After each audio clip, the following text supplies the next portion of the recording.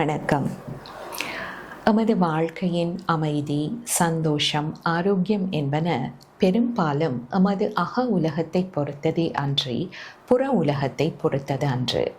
காரணம், நாம் எங்கு சென்றாலும் எண்ணங்களாலான எமது இந்த அக உலகத்தையே எடுத்து செல்லுகின்றோம்.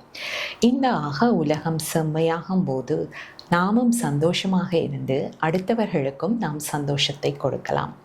மாறாக இந்த எண்ண உலகம் எதிர்மறை எண்ணங்களால் நிறைந்து வழியும் போது நாமும் துன்பத்துக்கு உள்ளாகி அடுத்தவர்களையும் நாம் துன்பத்துக்கு உள்ளாக்க நேரிடும்.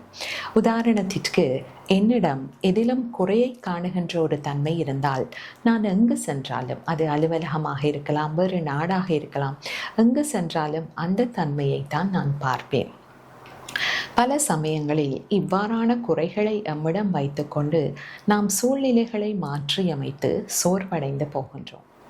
உள்ளத்தை எப்பொழுதும் உயர்வாக வைத்திருப்பதற்கு நாம் வாழ்க்கையில் நடந்த கசப்பான வேண்டத்தகாத நினைவுகளை நினைக்காமல் இருப்பதற்கு முயற்சி செய்ய வேண்டும். இறைவன் நமக்கு தந்திருக்கின்ற கருணையை அடிக்கடி நாம் நினைத்து பார்க்கலாம்.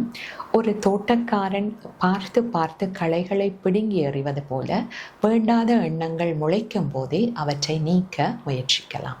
நன்றி.